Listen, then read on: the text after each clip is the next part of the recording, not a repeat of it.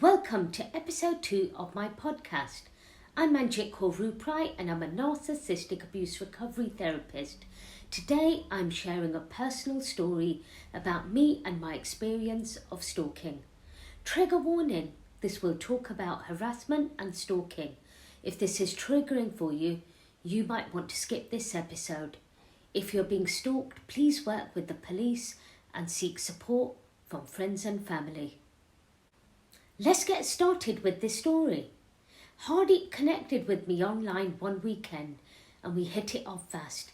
This is when I used online dating many years ago. I'm not saying internet dating is necessarily bad, but it just hasn't worked for me. I have some wonderful friends that have either married or are about to marry their soulmate and they met online. Hardy looked handsome in his profile picture, and after exchanging a few messages, he gave me his phone number. I left it for a few days until I texted him. And then we started chatting most days, and this turned to speaking for hours and hours on end in the evenings and most of the day. We got on like a house on fire. I was beginning to get excited and thought that if we get on like this over the phone, what it would be like in person. I don't know whose suggestion it was, but we agreed to meet on Valentine's Day. In hindsight, this was the worst idea, and I didn't realise it would lead up to the series of events that took place. I offered to travel to him as I wanted to get away from my hometown. I picked up a Valentine's Day cookie for Hardy on the way, and this made things even worse on what was about to happen. I don't know what I was thinking back then, but who says you can't learn from mistakes? I think I'm a little more wiser now. Hardy picked me up from the train station. He looked quite handsome, but maybe not quite as handsome as he looked on his online picture. I was willing to give the date a try, seeing as we got on so well over the phone. As we walked through the town centre, I found that he didn't engage in much conversation, like how we usually did over the phone.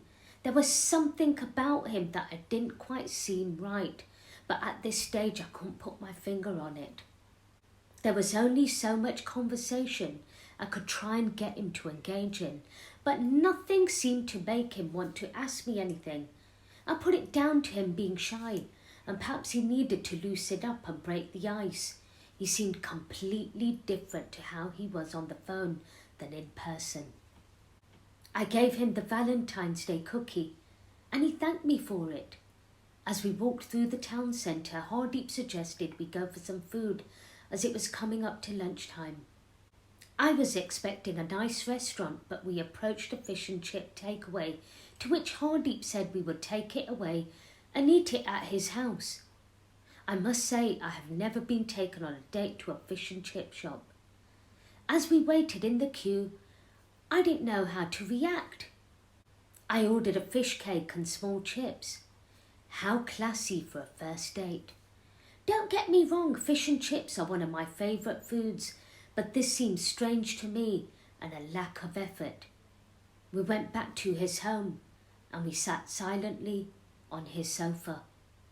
He made little conversation and eye contact, and I was running out of things to talk about. In hindsight, I should never have gone back to his house as I didn't know him, and this was the first time we were meeting. Anything could have happened. If you are on a first date, meet in a public place and do not do what I did. Make sure you tell someone who you are meeting and where. Maybe even share a picture of the person with someone close to you. Always follow online dating safety. I ended up getting bored as he didn't engage in much conversation, so I cut the date short and said I have to be somewhere.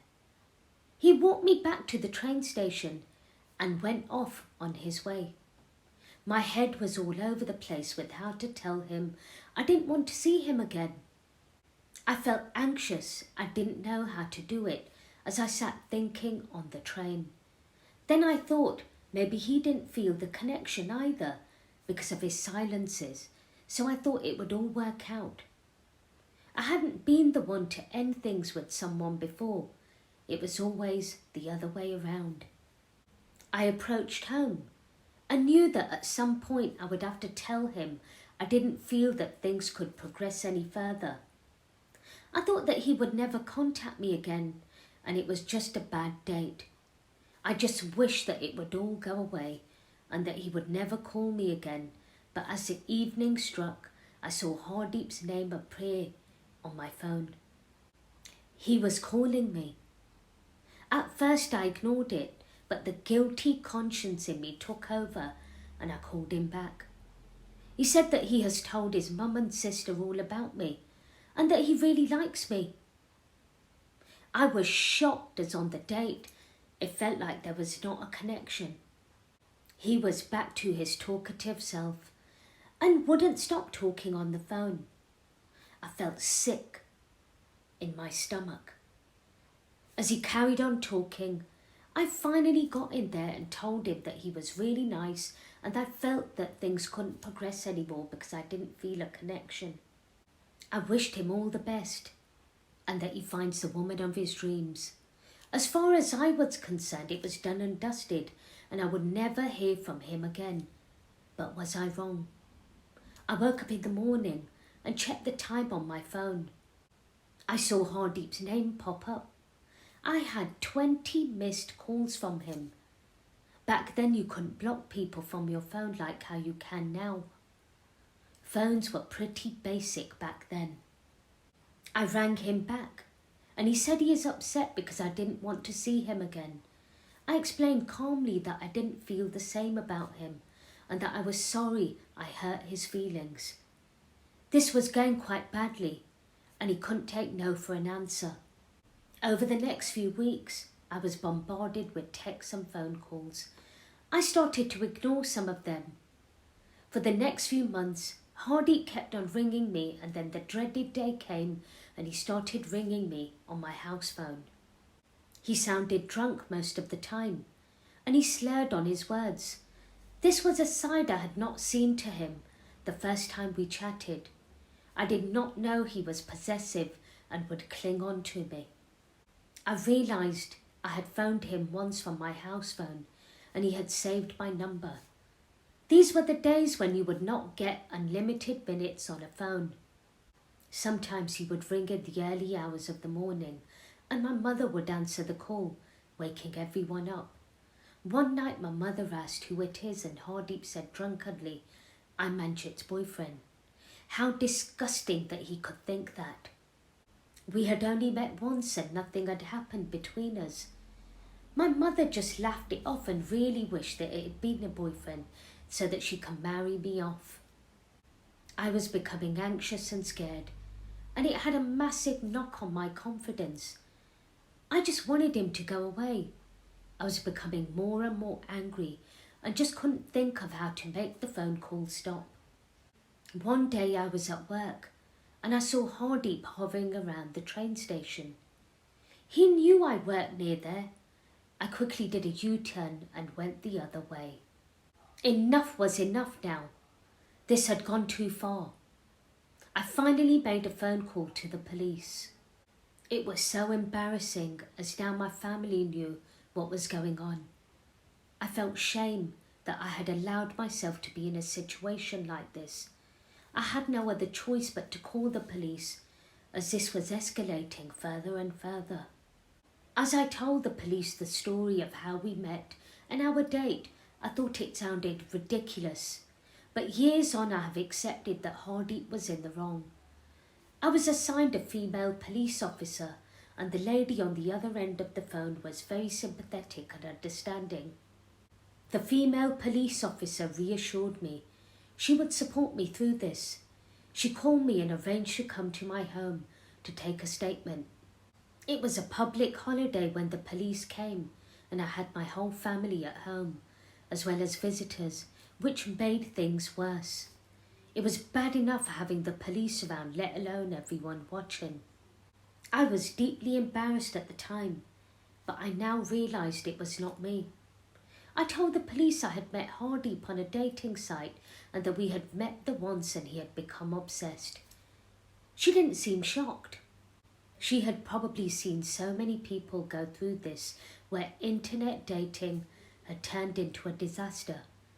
I was grateful about the fact that I had told Hardeep I would not pursue things any further when I arrived home, because who knows what could have happened if I told him in person.